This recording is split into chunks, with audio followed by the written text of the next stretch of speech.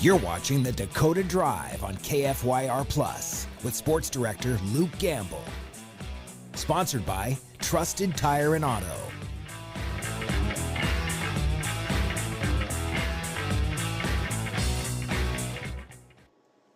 Welcome into the Dakota Drive on this Monday afternoon. Welcome into the new year. Man, hard to believe. 2026. This has been a crazy year. Crazy that we are turning the calendar already. We didn't have a show last week. I was off spending time with family and stuff like that, but couldn't be more excited for today's show as we jump straight into things and get ready for the new year. And the new year is going to be big for us here at KFYR and on NBC. We've got the Winter Olympics coming up. We've got the NBA All-Star Game coming up. Gosh, I should have thought about this before I started rattling it off.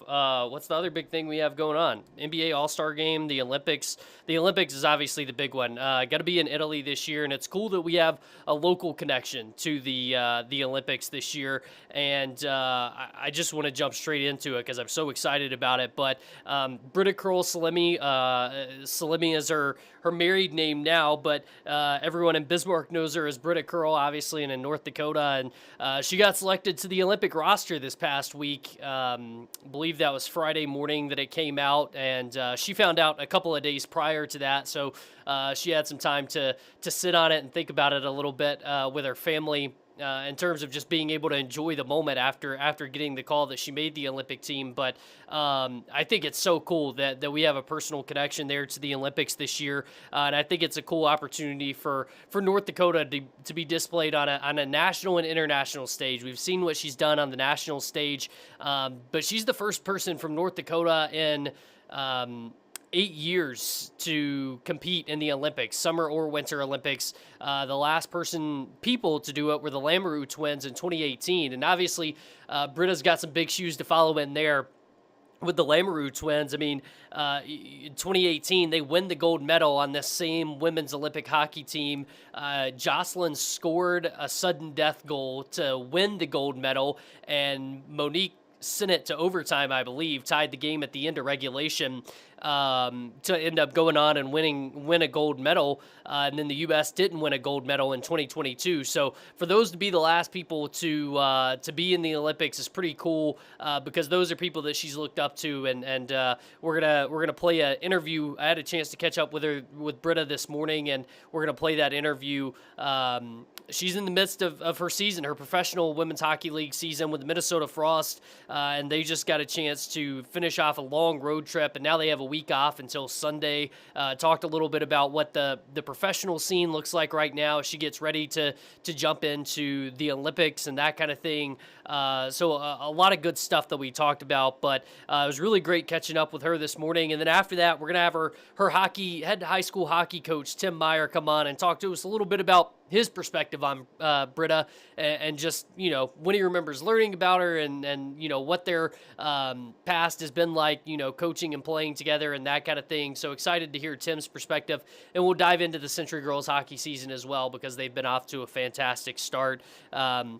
And they have a huge game coming up this week here in town that I'm excited to talk to them about, the rivalry against Legacy Bismarck. The two Bismarck programs meeting up, both tied for second in the state standings coming into this week, and we'll see what it looks like at the end of this week after those two face off. And then at the end of the afternoon, we're going to have Wayne Casey, the new head coach for the Forebears, the basketball league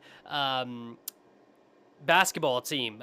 Forebears Roar, they're going to be coming into Newtown here in the next couple of months. Hard to believe we're just a couple of months away from that after feels like it was just yesterday that we were talking about them getting started. But Wayne Casey's going to be the new head coach there. He has experience around the basketball league with a couple of teams. And so I'm excited to talk to him about building something from the ground up and kind of his idea of getting into this now. But first off, we're going to talk about Britta Curl, talk with Britta Curl about her experience getting that first call to find out that she was an Olympian, a call that she's waited for a long time. She got really close in 2022. She was on the reserve roster and got the call as somebody else got injured. And so it was like, hey, you're going to the Olympics. But part of that was you had to get COVID tested before you went over to Beijing, I believe it was, and she tested positive for COVID before she could even get on the plane to travel over there. She ended up not being able to compete in the Olympics. So that was kind of a whirlwind, and we touched on that as well. But with that being said, here's our interview with Britta Curl from earlier this morning. She talks about being named a U.S. First Olympian. off, just take me through what where you were at. I know you get the phone call and that kind of thing. Where were you at, and what was that moment like for you? Yeah, I was in Toronto, just at the hotel. We had a game the next day, I think, but just had a set time. I knew that they would be calling me, so I answered Katie Million's FaceTime call, and she, started to say like, super excited to tell you you've made the roster, and then I don't even think I heard the rest. So it's I mean, obviously you know a couple days before the public announcement. So what was that like? I mean, I assume that you shared the news with your family and stuff in that brief time frame. Was that kind of cool to just kind of have the news to yourself for a couple of days before your phone starts blowing up and everything? Yeah, it was awesome. I called my husband and my parents first and foremost, just the people that have, been with me through the a lot of the tough times and the good times. So just to share with them the good news. I know they were all anxiously awaiting that call, but yeah, and then obviously like being able to share with a lot of my teammates here in Minnesota too, who also got good calls. So that was really fun. Yeah. Um, I mean, obviously, this is when we talked about it this summer or whatever. This is something that like it's coming at the end of the year. It's kind of on the calendar, and you're doing all the training and stuff, and the rivalry series and all that. How much anticipation has there been just kind of leading up to this, knowing that it was coming at the end of the year, or I guess turn of the calendar into the beginning of the year? Yeah, I think, as like the Olympics get closer, just the tension rises, and we have had a ton of camps every month starting since August. So we've been, you know, going hard. We've been training a lot, and there's been a lot of pressure, but also just, I don't know. It's I love those types of environments. I think it's fun to be in those challenging situations. So to kind of be on the other side of that hurdle is really cool. Just look on how hard we've worked for it and what we've all done. Yeah, I know we talk about this too, but obviously with the 2022 experiment or whatever you want to call it, you're right there on the edge of getting to go. So after going through all of those circumstances of getting so close to going to Beijing and it not happening, is it, fulfilling to get this opportunity now and know like, hey, I earned it, I made the roster and all that kind of stuff? Yeah, I think it just makes it so much sweeter knowing the bitter taste of last time, and um, I vividly remember, like, after that experience, looking ahead and saying, like, "Okay, Milan, like, that's the next shot, so if I wanna do this again, like, it's gonna be 4 years of continuing to work hard and, letting this roll off my shoulders and get better from it." So it's just cool to look back and see how much I've grown since then. Absolutely. For women's hockey, I mean, up until recently, like there wasn't even a professional thing to obtain for, a professional league to obtain for. So I know you've talked about how like the Olympics is kind of um, what women's hockey players always shot for. I guess for you, like, do you remember a time when that first was like a goal as a little kid or in middle school or high school or whatever where it was like, oh, I'd love to play in the Olympics, no matter how out of reach it may have seemed at the time? Like, do you vividly have a memory of that? Yeah, I think I grew up, like, idolizing and following the Lamoureux twins, when they played for UND, and then obviously they were a part of many years of Team USA, and just, I don't know, as a girl, like, getting to learn about these women hockey players, Hillary Knight, Brianna Decker. I got to go to one of the rivalry series games in Grand Forks. I think maybe I was in 8th grade, so, like, getting to see that in front of me, I was like, there's something about this, like, I wanna reach for and try to get to, and then just I don't know how it happened between then and now, but then now that it's reality, I'm like, it's so cool. Yeah. I was gonna ask you about those two, that with the Lamoureux twins and having some two people who are, you know, geographically close to you and that you've seen for your whole life. I mean, what's that been like, and to see them have that success at the Olympic level, to have someone that you're almost chasing the same thing that they had an Mhm. opportunity to do. What's that been like for you personally? It's been so cool. I mean, they were like my heroes when I was little, and they've done so much just for the sport in general and for female hockey players. Like they were definitely two huge people that helped this league get started in the first place, this professional league. So I'm just super grateful for them. I had, Jocelyn reached out to me the other day, just texted me congrats. So just knowing that like I am able to meet them, I played at camps with them, and I just feel very grateful that I have their respect and them behind me, and I've been able to follow in their footsteps. Yeah.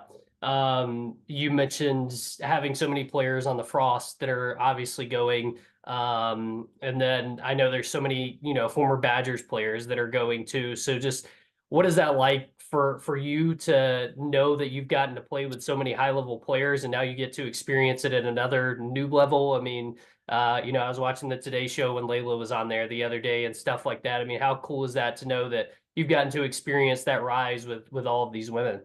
Yeah, I think just as the years go on and I get to play more and more, I think I realize how like the best part of what I get to do is the people around me, and I've gotten to meet so many amazing people and make connections, and this is kind of just the culmination of that, getting to play with so many unbelievable hockey players, but also people that I'll have relationships with for the rest of my life. So it's pretty special to think about that too. Yeah. Well, I want to touch on the frost a little bit. I mean, I know this is kind of, I mean, I don't know. Is it weird for you that you're in the middle of your professional season and then you're like, okay, we're going to take a break from this, but we're still going to be playing hockey at, you know, maybe even a higher level, Mhm. or, you know, a different level. What is that like as you try to prepare for that? Or do you feel like it's not that much different? It's just going to play hockey somewhere else? No, it's definitely a unique situation. I think it's both like a challenge, obviously, with it's a long season and having to stay at a high level and a super high intensity for that long. That's difficult, but I also am lucky that I love the game and I love the people that I do it with. So for me, it's just more fun that I get to do. I get to go to a new country, see a new place, play in the Olympics. Like I'll take a break from whatever to do that. So you've never been to Italy? No, No. no, You played hockey a lot of places, but you've never been to Italy. That's pretty I'm cool. not. I know. Yeah. What just talking about the season that you've had so far, obviously it's been really successful for you on an individual basis. I mean, I know last year coming off of a championship, I'm sure there's a lot of pressure and a lot of hype and things like that where, you know, as a team you're trying to repeat that success. For you individually though, do you feel like you've kind of been able to sustain or even take another step in terms of your level of play this season? Yeah, I've been just super happy with how confident I've been playing, and I think it's a product of knowing that the people in my room and our coaches and the staff, like they trust me and they want me there, and um, just feeling that support behind me, knowing that I have great players around me, so I don't need to worry about points or results. I just need to go out there and play my game, and I've done a lot of things to get better over the last year or two, so I think it's showing itself. You know, you don't need to worry about points, but you've obviously been pretty successful at that. Is there something that's led to that where you feel like you've found more opportunities to score or be involved in scoring? Whether it's just this season or maybe over the course of the last couple of seasons that you feel like you've whether it's something you've developed your game or you're changing where you're at on the ice or anything like that that you feel like has led to more opportunities in that way?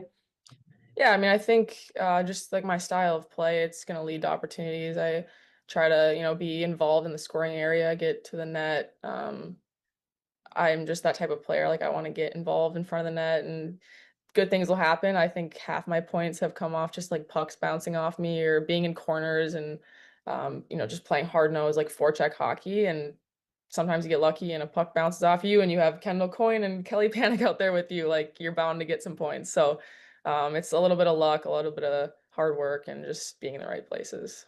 Yeah. Um, whenever you talk about getting a chance to go to a new country and experience the Olympics and so much newness. I mean, I know you still have hockey to play between now and then. How do you balance all that? I know you're used to balancing a lot at one time, but how do you balance all that as you know, try to mentally prepare yourself for what's to come in the next month and a half?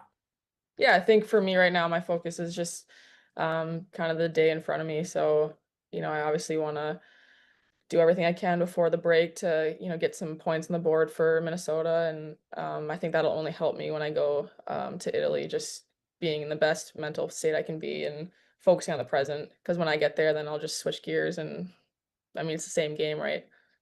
Yeah. When will you go? I assume you guys travel as a team and that kind of thing. So what does that look like in Yeah. terms of how much lead time you get on the front end to get there and adjust? I think we fly out on like January 29th. Yeah. So honestly, I haven't really looked at the schedule. I'm gonna show up on the plane and let the rest happen. Right. Just last couple of things. I mean, one is your family, is any of your family gonna make the trip for at least some of it or all of it, or what is that gonna look like? Yeah, I'm super excited. I'm gonna have like my husband's going for most of the tournament. My parents, are taking a bunch of time off and making sacrifices to get over there. Just it's kind of a once in a lifetime thing. So I even think my siblings are gonna be able to make it. Maybe not Brenna, but gonna have a lot of support over there. Yeah, she's in the middle of her own hockey Yeah, season, she's so got she's other things to worry got about. plenty to worry about. Yeah. Um, just, I mean, you obviously talked about the Lamoureux twins, and we've talked about this before, but as you are in this role where little girls are looking up to you, and we saw it so much when you were back home this summer and that kind of thing. I mean, one, just how fulfilling is that, and two, how do you feel like you can embrace that, on another level as you embark on this kind of new opportunity? Yeah, I think this is just another um, kind of accolade to add to my collection, which I've just been blown away with, the things I've been able to do, but it just gives me a platform to be able to like do things that I love and get to meet people and hopefully, inspire some young hockey players or athletes or whoever it is. Just I don't know. It's cool to give back. I think that's kind of what it's about. And I'm, planning on coming back to Bismarck and doing another camp hopefully. So just I don't know, stay involved in the community and be around. All right, last thing, I promise. You mentioned the accolades that you've gotten, and you've played on really good teams with really good players.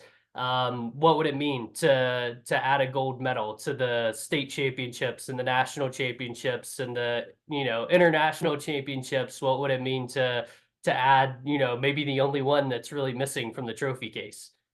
Yeah, I mean, the trophies are awesome. Obviously, like I love that I've been able to do so much and a gold medal would be unbelievable, dream come true. I've always been someone who tries not to focus on results and it's more about the process for me and doing my best and being happy with that. But hey, if there's a gold medal at the end, I'm not going to complain.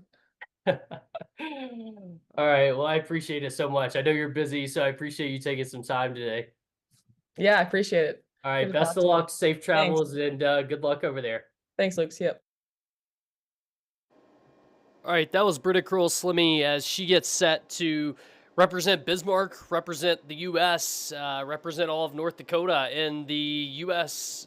For the U.S. women's national hockey team here in a matter of less than a month. No, right at a month. They'll play their first game on February 5th, which is pretty exciting to think about, that we're that close to this happening and getting a chance to see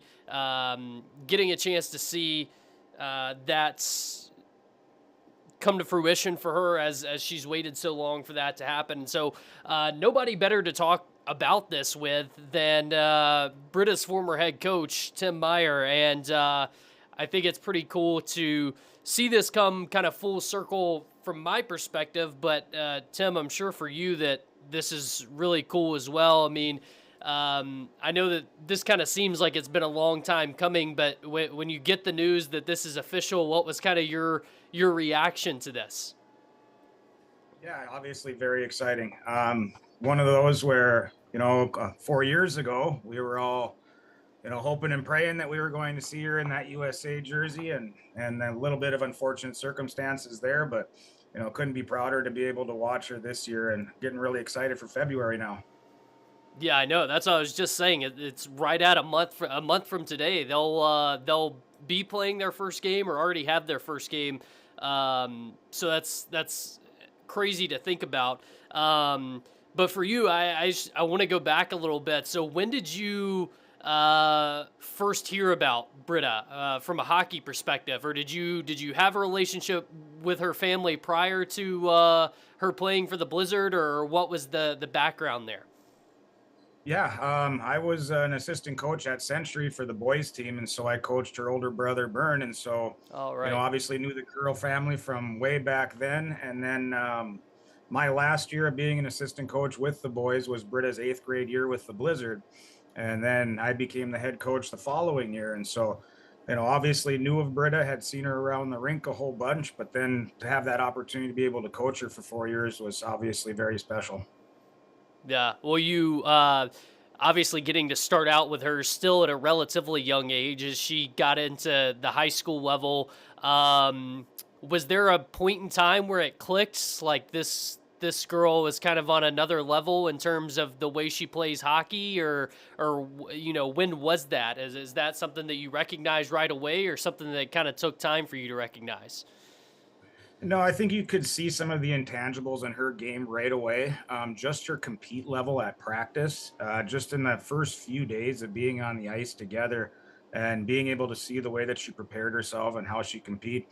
You could tell that she had a lot of potential. I would say when it really started to become clear that she could compete on more of a regional, even a nationwide basis, was probably when we started going to some tournaments in Minnesota, and we were playing against some pretty high level competition while we were out there. And you could see in her game how she didn't just fit in, but she was right there at the top with that group. So that was when it kind of became a little bit evident to us that Division 1 wasn't such a lofty goal. It was more a matter of where did she want to go, and then what kinds of progress was she going to continue to make as she made those jumps up. Yeah. Um, eh, Obviously, you guys went on a crazy tear there where you had so much success and winning championships, and Britta even mentioned today, like, the championships are great, but there's so much more to it. I mean, what did she provide on those teams that really stood out to you that maybe people don't understand at the highest level, or don't remember about what she provided in terms of not just on the ice but off the ice? Yeah, the character part of it, I would say, was one of the biggest. She had that leadership quality where she didn't necessarily tell other people what to do, but it was pretty evident that the kids that were around her, all of their levels of their game had to rise to the occasion. Because it wasn't just when we were playing against opponents. Our kids had to be better at practice too. Every time that you were on the ice against her, you knew that it was going to be a battle. Your teammates, but at the same time in practice, your competitors. And she had that versatility too, that if you wanted to go out there and play rough, you could go out there and play rough. If you wanted to go out there and play a skilled game, she could deliver that. And so I think that versatility and that character is what kind of sets her apart from a lot of her competitors. Whenever it got to the stages of what you were talking about, like, okay, we know that she can compete not just on a regional level but even bigger level. I'm not super familiar with how recruiting works in hockey and in girls hockey, but I assume that at some point you're having a conversation with Mark Johnson and the University of Wisconsin women's hockey coach, or somebody on the Wisconsin women's hockey staff. What was that like for you as it got to that stage, and these teams are calling to want to talk to her or talk to you to get more information about her? What was that like for you? Yeah, the recruiting has changed over the years. Some of the requirements back then were that the coaches would contact me, and then I would contact Britta, and then Britta would contact the Right. college coach. So things have kind of evolved a little bit differently now. But in all honesty, Wisconsin was one of the teams that I never talked to personally. Kind of interesting to me, but that was Britta. Britta wanted that, and Britta pursued that, and Britta she did what she needed to do to get there. I talked to plenty of college coaches during her time. I had a lot that maybe in some ways were a little bit too pushy in their approach because they wanted those commitments. They wanted to be able to check that box and start filling up their roster. But Britta was the one who went out of her way to get onto that Wisconsin team and to earn her time there. So all the credit in that one goes to her. Yeah. How many have you been to whenever she was playing at Wisconsin? Did you go to any Badger games? Unfortunately, with my schedule, no, I never have made it to watch any of my former players play at the collegiate level. I've been stuck having to do it on the television or on the Yeah. internet or something.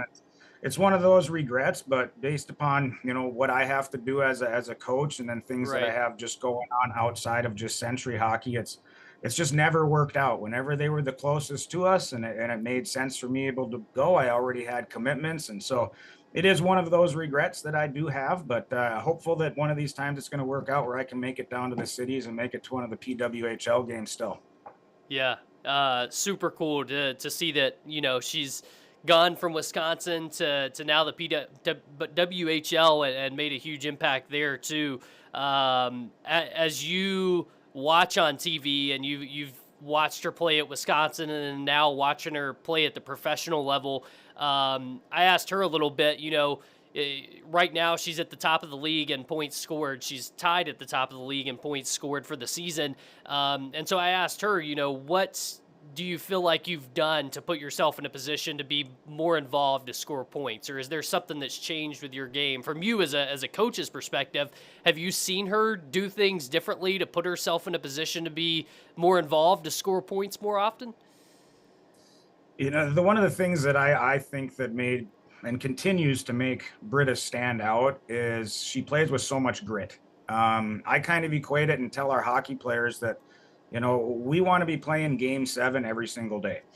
We want that every approach to every game this is game 7 in the Stanley Cup finals. And, you see a very different change at the NHL level when they're playing for those big game moments. And if we treat every game as a big game and we treat every moment as a big moment, I think that's what Britta does. She's just hard to play against. She's willing to block shots. She defends well. You mentioned she's at the top of, the point leaders. I'd be willing to bet that the penalty minutes are probably up there too. So, you can see that she's definitely willing to go out there and play hard. She's willing to battle and compete for her teammates. And as a coach, you can't ask anymore. I mean, you got kids that kind of fit into roles of being maybe your most skilled hockey players or your most defensive hockey players, but I would be willing to bet you could put her in any situation you want, and you're going to be confident that she has the ability to be able to accomplish that goal. You've obviously she's the biggest name that you've coached in terms of girls hockey players, but you've had several players go play at the college level and that kind of thing. I mean, just thinking about Avery Matt that was on your team last year that's gone and is playing college and Brenna and people like that. How much of those players do you point to, on a day-to-day basis for your current roster whenever you talk about like, hey, this is something you can really aspire to be or something that you can look at as a role model in your game? Yeah, I think that you obviously see the Britta Curl effect around here. With her sister and with Avery and them being able to grow up and I think that what they benefited the most from was seeing what she did away from the rink, to see the amount of preparation that it takes, that if you really do want to achieve those goals, you got to be willing to do things that other people aren't willing to do. You're going to have to make some sacrifices that, you might have to miss some of the social events that your friends are going to. You might have to, skip out on going to that Bobcat game because you have training that needs to get done. And so I think that that's kind of the standard that Britta set around her. And when she was a player for the Blizzard, everybody else rose to that occasion. And then all these younger generations of girls that have watched her and are still following her, I think that that's probably the biggest message that I would say to them is you guys didn't get to see a lot of what Britta did off of the ice, but I can tell you right now that it was countless hours of her out there working her butt off to get to where she is right now. Yeah, absolutely. Well, I want to talk a little bit about your team this year, and just talking about your roster this year. There's so many young girls that have made such a huge impact from freshman and sophomore level. Was that something that you expected, having such a huge impact from freshman and sophomore players, and what's that been like as you go throughout a season and experience growing pains and the benefit of having young players on your roster? Yeah, we were kind of able to track the first few years and what it would look like when we had a Century team and a Legacy Bismarck team. Maybe exceeded even my own expectations as far as how competitive we would be able to be in the first few years. But we understood our first year we were going to have a lot of underclassmen that were moving up to fill up the numbers situation that we had. And that's our current senior group.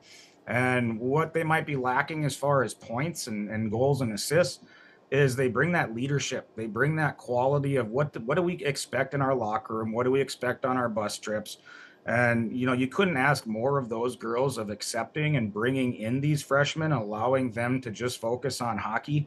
And, so far, well, knock on wood here, but we've had a very drama-free year, and it's a credit to those upperclassmen that are supporting and are mentoring our incoming freshman and sophomore group and allowing those kids to feel comfortable and be a part of the team. Well, you mentioned the charting the process of what the separation looked like going from the Bismarck Blizzard to two Bismarck teams. And I wanted to ask you about that. Now that this is year 4, right? Yep. Yeah. So now that we're into year 4 and you look back at what the last 3 years have been like and this season has been like, I mean, how much do you think it's changed the sport in our state just having the Bismarck Blizzard divided? I mean, how much has it changed for things here locally and just across North Dakota?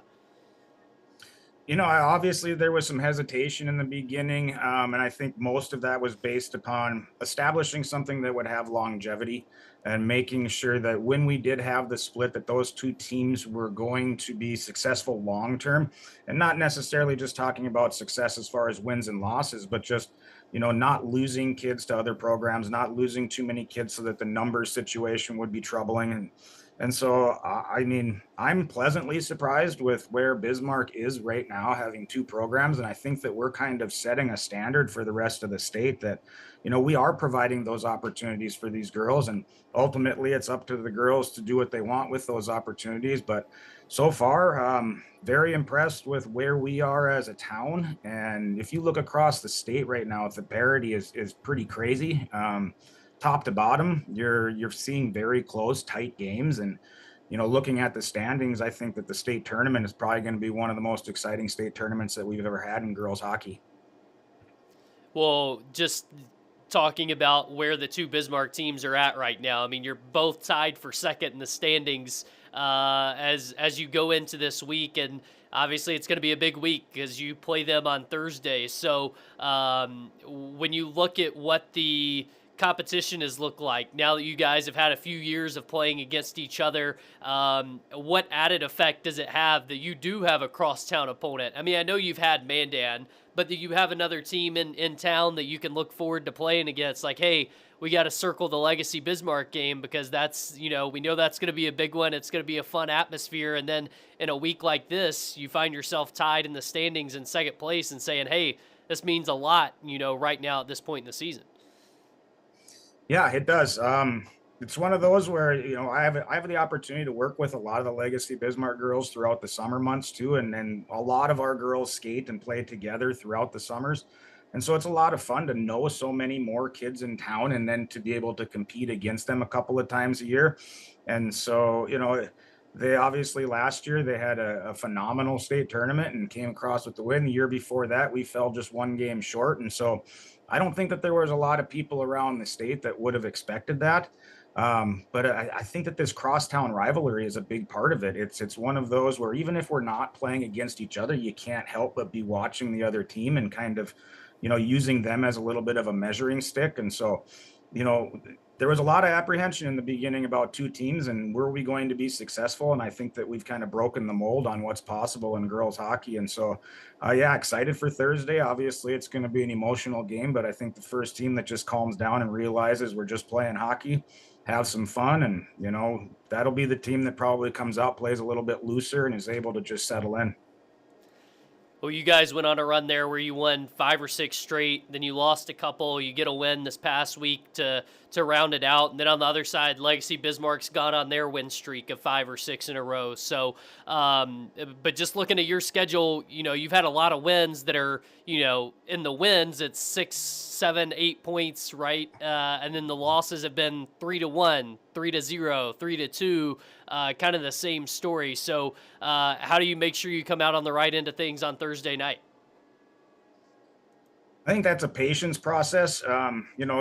Obviously everybody thinks you want to go out and you want to get a lead and you want to hold that lead and maintain it. But kind of like I mentioned earlier, there's a lot of good goaltending. There's a lot of parity throughout the league. Teams defend very well nowadays. And so you need to stay patient. You need to stick with the process that, for us, we want to play a 200-foot game. We want to be hard to play against. But, sometimes when you break the back of an opponent and you get, 6 goals, it's hard to learn very much from that. And so being in a couple of these tight games more recently has given us a different perspective and an understanding that, we're going to have to find ways to score goals when it's not coming easy. And then we're going to have to tighten up defensively in those 1-goal games. Yeah, absolutely. Well, I'm excited to see it on Thursday night. Excited to see what the rest of the season holds as well. But I appreciate you coming on and talking to us about Britta and talking to us about your team a little bit this year. Thanks so much, Tim. Yep. Thank you very much. Appreciate it. Have a good one. You too. All right, Tim Meyer, the head coach of Century Girls Hockey. Century with a big one on Thursday night as they take on Legacy Bismarck in a game between two teams tied for second in the standings right now, in the state standings. Fargo North-South, that team that's ahead of both of them right now. But it's going to be an exciting game. It's going to be an exciting opportunity to see two really good teams go against each other. And really cool to hear Tim's take on Britta's career and what it's looked like over the course of the last several years, and from the beginning of him learning about her and that kind of thing. So that's awesome perspective to be able to hear, especially right now as she reaches this new level of being able to go and play in the Olympics. So exciting stuff there. We've got one more guest that's going to join us here in just a little bit. Wayne Casey, the new head coach of the Four Bears Roar. The Four Bears Roar going to be competing in Newtown here beginning in March. They are part of the basketball league. It's a professional basketball league that has been going on for quite a while now. And Wayne Casey has coached at a couple of places in the basketball league, the TBL, and now he's getting a chance to come up here and start something brand new with the Four Bears Roar in Newtown and see what it's like to build a team from the ground up. They've signed several players already, doing training camp in Vegas and stuff like that, and have started to really put a roster in place. And so now they're looking to take that step into getting a chance to finally play games after talking about it for a little while. Like I said, it seems like just yesterday that we learned that this team was going to be coming to North Dakota. Now they're getting a chance to tip off their season here soon in the next month and a half or so. So excited to have Wayne join the show here shortly. We'll get to him in just a few minutes, but just a couple of news and notes kind of things that I wanted to touch on. Here locally, Minot State soccer coach Chris Logan stepped down today after one season. He went 9-5-5 with the Beavers, so had some success there at Minot State. They were pretty competitive in the NSIC. He previously coached at the University of North Dakota, and after he was let go at the University of North Dakota, he came to Minot State for a season, and now the Beavers will be looking for a new head soccer coach once again, a process that they just went through about a year ago this time. Chris was hired last February, so Minot State going to be going through that process once again. This is that time of year where we've got coaching changes from the fall sports and things are shifting, and so Minot State will be starting from scratch there once again, but obviously they have a lot of good pieces in place. They've got a lot of good local players on their team, and they have a good foundation going, 5 games above 500 last season and getting a chance to build on that this year. obviously the big one tonight, going to be the FCS championship game. Man, the NFL was fun last night. Gosh, I just got sidetracked thinking about the D3 championship last night happening with University of Wisconsin River Falls winning a national championship at the D3 level, their first championship ever. They hadn't been to the playoffs in more than 20 years, and then they make it to the playoffs and they make a run at the national championship. What a scene that was. But tonight, it's going to be a big one in the FCS title game in Nashville. I mean, it's going to be, can Illinois State complete the Cinderella season, or is it a continuous reign of the Montana Dakota schools that have put together such a good stretch over the past several years. So excited to see what that looks like. I'm excited to see what the crowd looks like. I've been seeing a lot of videos and pictures and stuff from Nashville where fans have been on Broadway. And obviously everyone's enjoying themselves, but it looks like there's a ton of fans that are in attendance, especially when you talk about a team like Illinois State that's made such a great run. I think that it excites people and wants them, makes them want to get down there to kind of see the setting and everything. And so it'll be cool to see what it looks like in Vanderbilt Stadium tonight as those two teams play for a national title, but it's the first time that we've ever seen the national title be played in this setting.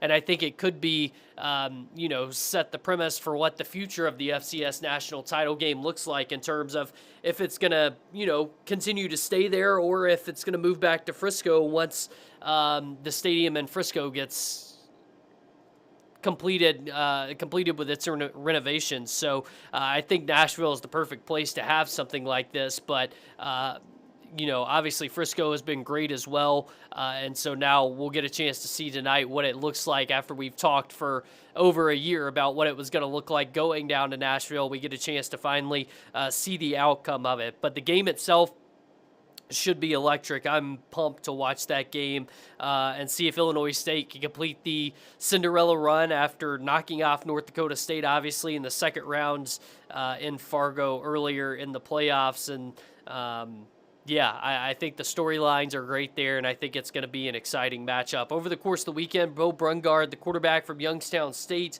he wins the Walter Payton Award over the course of the weekend. Of course, Cole Payton was a finalist for that award as well here from North Dakota State, but it's Bo Brungard that takes it home, and a well-deserved winner, in my opinion. Seeing him play, just fantastic play from him throughout the season. Obviously, he gave North Dakota State a great run.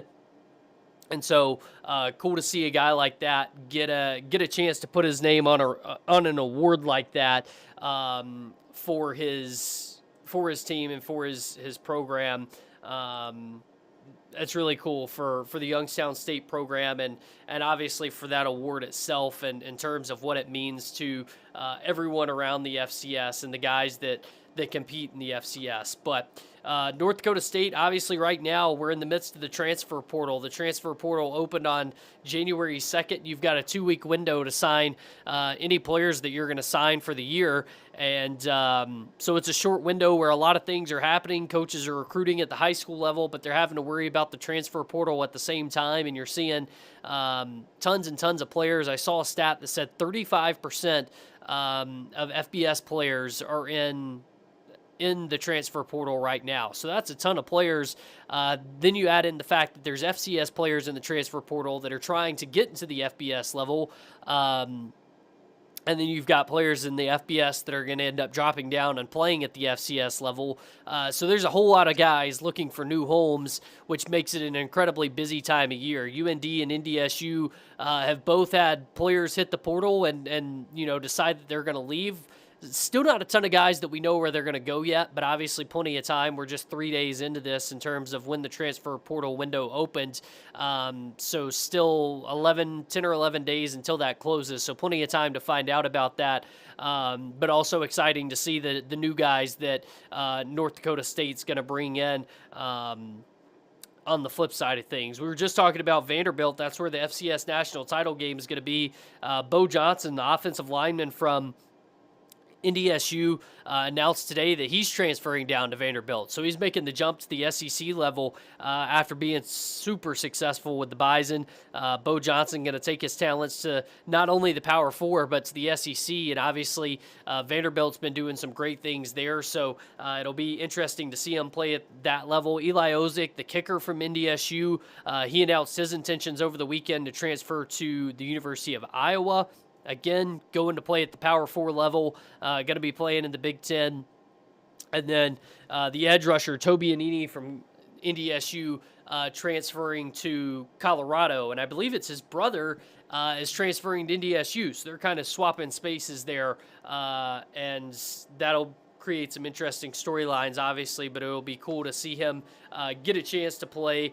It'll be interesting to see all these guys play at the next level. You talk about guys that have been playing at the next level that transferred last year or previous seasons. Marty Brown making an impact at the CFP playoff for the University of Miami as a running back. That's been super cool to see because, it's not just going and sitting on a roster, but, making an impact and doing it at the highest level possible in terms of being in the college football playoff and, scoring points. So that's really cool to see and really exciting to see. I mean, obviously, that in this day and age, you're not going to be able to hang on to every single player that you get. Every single guy's not going to be there for 4 years or 5 years or however long at this rate. A lot of these guys are going to come play for a year or two for NDSU, and then they're going to try to go make some money. And with the money that's being put out right now, it's kind of hard to blame them because you don't ever know if you're going to be in that small percentage that's going to make the jump, be able to make the jump to the professional league and be able to play in the NFL. So a lot of these guys are trying to capitalize on the time that they have and be able to take advantage of that by making a little bit of money right now. And so it's kind of hard to blame them when people are putting as much money on the line as they are. It's hard to ignore that. So we'll see how these guys do as they go to the next level. Again, Bo Johnson going to be going to play at Vanderbilt on the offensive line. Eli Ozick going to play kicker at Iowa. And the edge rusher, Toby Anini, going to be transferring to Colorado to play for Deion Sanders and his crew. So excited to see how NDSU handles the transfer portal on the other side in terms of guys that are going to be coming in and, who they're going to bring in, what that's going to look like, and how they replace guys that are outgoing right now. It's going to be very important that, obviously for NDSU, they're always going to capitalize on trying to get local players and trying to get players from around here that can contribute in a big way. And obviously they've had such success with redshirting guys or having guys walk on. And then, being able to continue playing at NDSU. And now it's a matter of how do you capitalize on the transfer portal and try to see if guys can come in and make an immediate impact as a veteran player with experience. Just shooting off a text here to see if we can get Wayne set up here on Zoom as we get set to talk about the Four Bears Roar here in just a couple of minutes. But in terms of the transfer portal, I mean, it's capitalize on it or be left in the dust, and then you're stuck with other players, other teams having players with tons of experience, and you being on the flip side and trying to work with a lot of guys that are freshmen or whatever it may be. But when you talk about North Dakota State, obviously they've seen so much success with their redshirt program, and you can only think about what it's going to look like for guys like Walker Broughton who have redshirted from West Hope Newburgh, and see what he looks like after redshirting and then getting a chance to play hopefully in the coming seasons. Whenever you think about that long term, I think those guys can make a huge impact. But for a team like NDSU, it's who can make an impact here and now, and the biggest way to be able to capitalize on that is through the transfer portal. Meanwhile, at UND, you're trying to think about the same things, and UND at the same time We haven't seen much in terms of coaching turnover at North Dakota State. UND, they've got to replace their offensive coordinator now. And I'm not super surprised by this because Isaac Frichte has been incredibly good at his job. I mean, UND was in the top 25 in scoring in the FCS this year. He put them on pace to contribute at a high, or be at a high level in terms of the national scene. And you think about those numbers are with playing against teams like Kansas State at the FBS level. So Isaac Frichte is going to go back to the University of Minnesota. That's where he played his college football at, and now he gets a chance to be a coach there, which is really cool. I've seen him and his wife post a couple of pictures and videos and things like that over the course of the last week or so. And it's cool to see the throwback pictures of him and the throwback videos of him. And now he gets a chance to go back to the University of Minnesota. He's not going to be the offensive coordinator there. He's going to be a position coach, but still, to get a chance to go coach at your alma mater at the FBS level and be under Coach Fleck there, I'm sure that's a great opportunity for him. And so now, if you're Eric Schmidt, you got to figure out what to do next in terms of hiring a new offensive coordinator and putting the pieces together to determine who's going to call the plays next year. And obviously, even more important when you talk about Eric Schmidt being a defensive guy, but he has no lack of resources in terms of who he's coached with, who he's coached against, and potential, other coaches that might be interested, especially when he's coached at as high of a level as he has. I'm sure there's plenty of guys that are around that are familiar with him and his ability to build the program that are going to see that and want to be a part of it. And in general, if you're somebody on the outside that's a coach that's looking at what UND's done over the past year, you couldn't blame somebody for wanting to jump in and try to be a part of that. So interested to see what UND does in that position over the course of the next, week or so. I would assume that it's going to happen pretty fast, maybe a few weeks, but interested to see what UND does in terms of replacing that. Still working to see if we can get Coach Wayne Casey on here in the next couple of minutes before we wrap things up. If not, we'll try to regroup and see if we can't get him on for next week. But another thing and just kind of jot down my news and notes list. Something that I wanted to talk about was right here at the University of Mary. So UMary women's basketball got another win over the course of the weekend. And I know we've talked about them a ton on here. We've talked about them a ton on TV, but I feel like we have to talk about, not that we have to, but I feel like we haven't even talked about them as much as we should because of how well they've played. And the reason I bring it up is because I feel like found myself this weekend being like, wow, we're kind of taking what UMary women's basketball is doing for granted, but at a bigger stage, I think we're taking advantage of what Bergen Kennebrew is doing. The former Century player is one of the top scorers in Division II right now. She's top 3 in scoring and points per game right now, points per game right now. In Division II across the entire country. And so I saw that stat this weekend, and then Ben had something about it on the air this weekend, and I was just sitting back and thinking about that and was like, wow, this is a kid who grew up in Bismarck, played her high school basketball right down the road at Century, and then stayed here to play at the University of Mary, and she's made such a massive impact that now she's, kind of blowing up on the national scale, and it's led to one of the best seasons in UMary women's basketball history and something that they're trying to build on, and that scoring is even with her missing a couple of games. So I don't know quite how that factors into the numbers and things like that, but it's exciting to see that she's made such a huge impact at this level. And I think it's even cooler because of the trajectory of what her game has been like. Whenever she was in high school, obviously covered her in high school here at Century, and she was playing alongside Logan Nisley, who's at the University of Nebraska now. And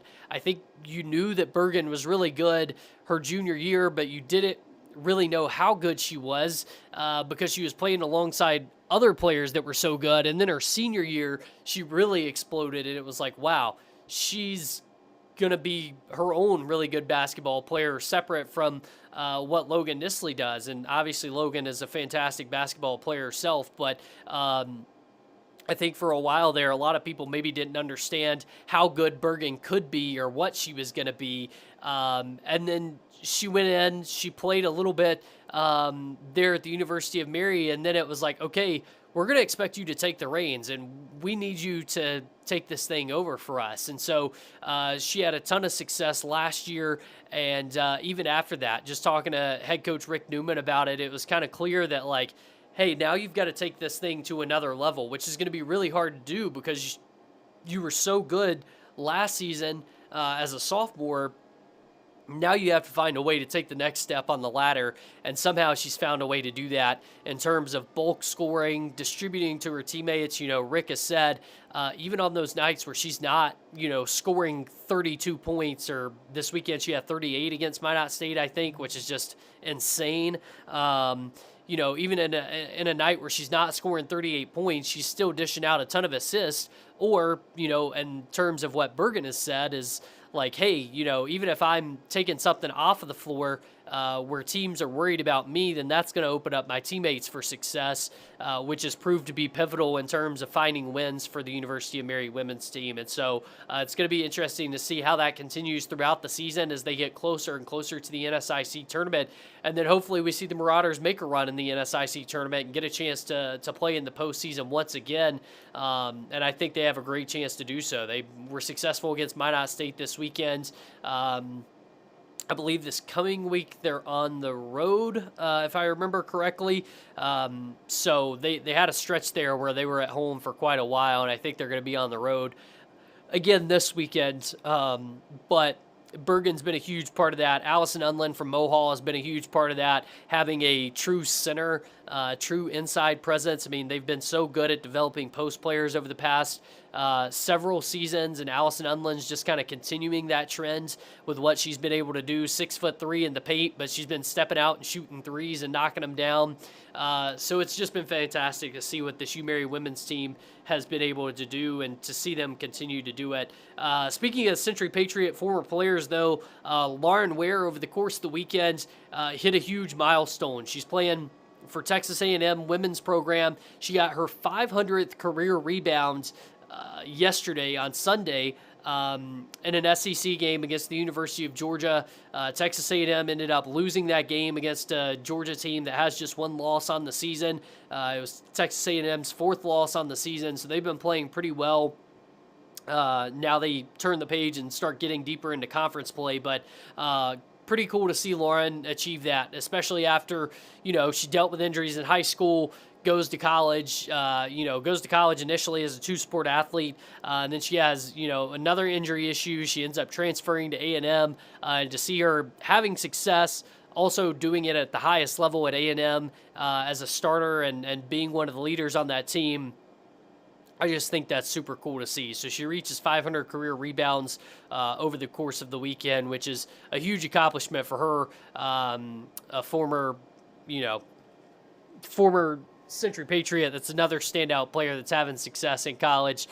Quite a few of those that are doing that right now. But we appreciate you joining us today here on the Dakota Drive on this Monday afternoon. Such a cool show to have Britta Curl join us and get a chance to talk to her this morning. We'll have some more from her tonight on KFYR, so be sure to tune in there. And then cool to get a chance to catch up with Tim Meyer and get his perspective on Britta's trajectory to the point that she's at of being an Olympian. Bismarck's own Olympian, the first person ever from Bismarck, North Dakota to be an Olympian. Don't take that for granted.